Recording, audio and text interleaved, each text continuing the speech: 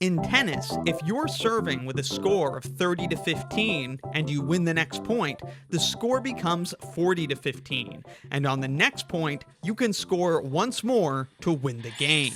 With that in mind, would you rather be up 30 to 15 or starting at a tie of 0 to 0? Or love all, as it's called in tennis. The surprising fact we'll demonstrate today is that you're actually better off starting from zeros. That's right, if you're serving to start a new game from love all, your chance of winning is actually greater than if you were just 2 points away from winning at 30 to 15. Or, believe it or not, even 1 point away at 40 to 30. Love all is better, so long as you're a good enough player. This all has to do with how likely you are to win a point that you serve. And if you're good enough, these seemingly advantageous positions are actually disadvantageous compared to a fresh start. And I have to credit the book Nonplussed by Julian Havil as the first place I remember reading about this shocking tennis paradox. Alright, let's go ahead and prove this wild claim that a fresh start is actually better than these two positions, and then we'll try to make some sense of it. Tell me what your intuition thinks about all this in the comments. We'll have to begin with a few simplifying assumptions, which we'll scrutinize more at the end.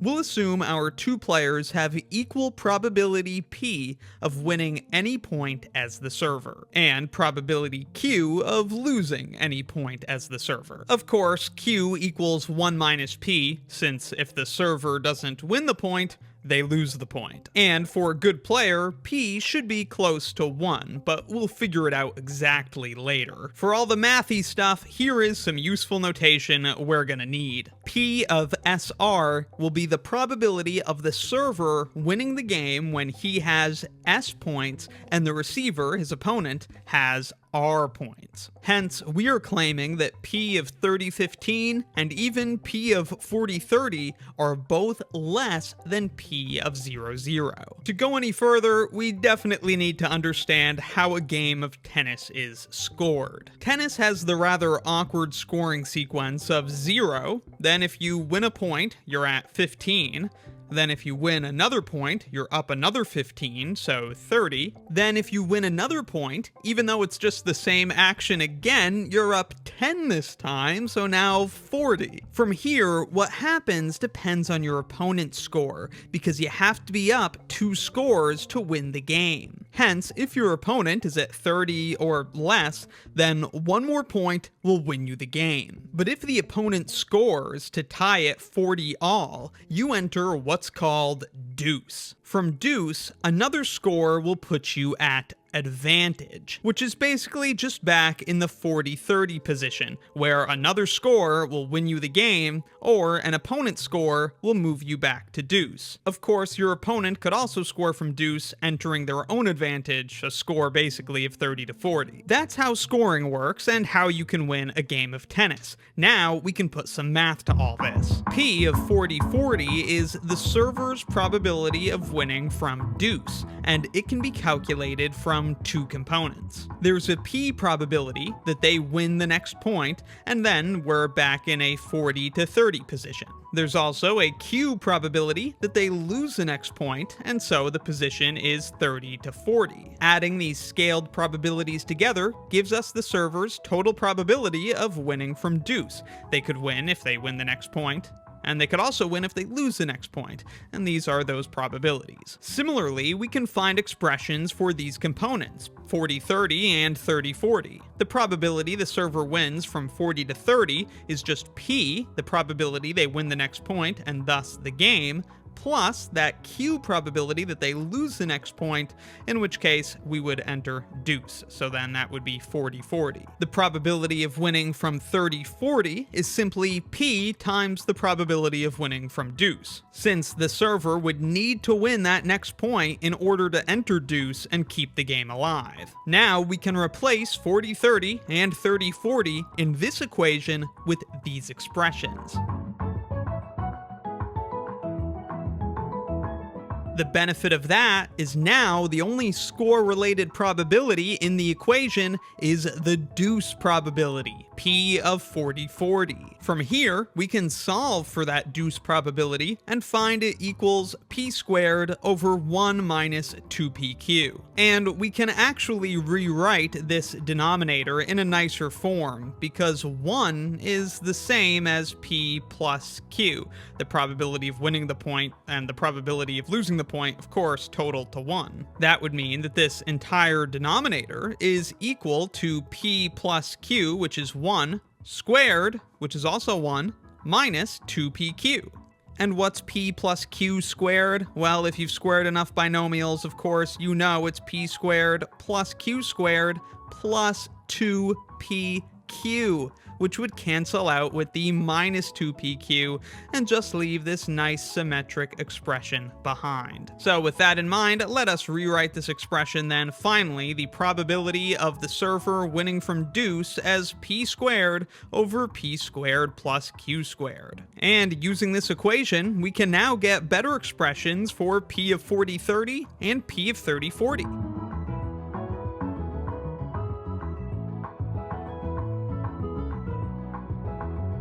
This is one expression we made a claim about, the probability of winning from advantage, and the other probability our claim concerned is p of 30/15. And to find this, it will help to build out a probability tree to help us find and total all the ways that the server could win from that position. From this position, of course, there is a p probability that the server wins the point. This would move the score then to 40/15. There is a q probability the server loses the point, which moves the score to 30 all. From 40 to 15, again, there is a p probability that the server wins the point, in which case it's game over. There's now a 100% chance the server wins, because they just won. On the other hand, there is a q probability from 40 to 15 that the server loses the point, and so they enter advantage 40 to 30. From the 30/30 score, there is of course a p probability that the server wins that point,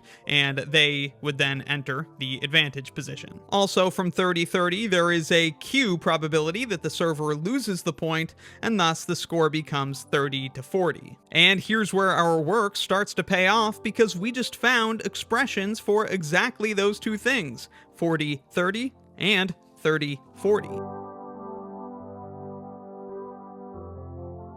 With this, we can systematically add up all the probabilities of ways the server can win from a 30/15 score. Adding these up finally gives our expression for p of 30/15. Alright, we are on fire. We got p of 40/30. We got p of 30/15. The only thing left relating to our claim was p of 0/0, the probability of winning from a fresh start. Remember, our claim is that p of 0/0 is actually the biggest of these three numbers, that it's actually an advantageous position compared to these two positions where you're 2 points away or even a single point away from winning the game. P of 0/0 is the very start of the game, so naturally, for this, the probability tree is a lot to look at. But just as before, we can add up the probabilities for the ways the game could proceed to a win for the server, and then bearing down and summoning the courage to simplify, we get this expression for p of 0/0. I'm going to get arthritis. So there's our probability of the server winning from the start of the game, love all. And our claim that these scores are inferior positions are not blanket truths. As we said, they depend on p, the probability that the server wins any given point. And now that we have these expressions, we can figure out just what p needs to be. These graphs show how p of 30/15 and p of 40/30 compare to p of 0/0 for different values of p. Obviously, the curves climb up as p goes up. The server's probability of winning increases as their probability of winning any given point increases. And critically, we see that if P is high enough, the black curve P of 0, 0 actually rises above the red curve P of 30, 15. And over here, the black curve even passes P of 40, 30. And this establishes our claim. If the server is good enough so that P, their probability of winning any given point, is close enough to 1, then indeed starting a neutral game at love all is actually preferable to these other two seemingly advantageous positions of 30-15 and 40-30. Well, what the heck? Can you explain that? We're going to, but first let's figure out what these p-values are, where a new game, love all, becomes advantageous, and if that value of P is realistic for even the best tennis players. First, we'll find this intersection of P of 30-15 with P of 0, 0, and to do that, we set their expressions equal to each other. Now, you might already be thinking this doesn't look very fun to solve, but remember, we'd also have to replace Q with 1 minus P, alright? I don't have health insurance, there's no way I'm doing that. Plug this bad boy into Wolfram Alpha, and we end up finding this factored form of our expression. And we can just take the numerator, because we know the denominator's non-zero, we could just multiply both sides to get rid of it. We're just going to take this guy. So after replacing Q with 1 minus P and then getting everything to the left side and factoring, we end up here. Of course, we've got trivial solutions of 0 and 1. The only meaningful solution is the positive root of this quadratic, which is 1/4 times 1 plus the square root of 7, or about 0.911437. If P is greater than, let's just say 0.911438, then yes, love all is actually a better position than up 30-15. Similarly, for P of 40-30, again, set its expression equal to that for P of 0, 0, and Wolfram Alpha, we will arrive at this cubic equation. Of course, we'd still have a couple trivial roots, but everybody knows the cubic formula we could use to solve this. Say it with me, negative b over 3a minus 1 over 3a multiplied by the cube root of 2b cubed minus 9abc plus 27a squared d plus begin square root, open parenthesis, 2b cubed minus 9abc plus 27a squared d close parenthesis, square minus 4 times open parenthesis, b squared minus 3ac close parenthesis, cube, n squared close bracket, n cube root minus 1 3a minus cube root of 2b minus 9abc plus 27a squared d minus b squared parenthesis, close parenthesis, ac close parenthesis, cubed, n square root, close bracket, n cube root. Using the famous formula and plugging in a equals 8, b equals negative 4, c equals negative 2, and d equals negative 1, we find for this case that P is about 0.9196. So if P is greater than, say, 0.9197, then yes, we have that love all is actually a better position than up 40-30. Just 1 point away from winning. But love all is better. Now, are either of these probabilities even remotely realistic? We've got a simplified model with some big assumptions, but clearly the biggest catch of all is that for the paradox to hold, we need a player who has at least a 91% probability of winning any point they serve. From what I can gather as a tennis-watching virgin, Alexander Zverev has one of the most impressive serving percentages. This article from ATPTour.com argues that Zverev may be the game's top most effective server, and he comes in at a percentage of 72.4. 72.4%. It's not even close. This is completely farcical. Why am I even making this video? Just to show off that I memorized the cubic formula?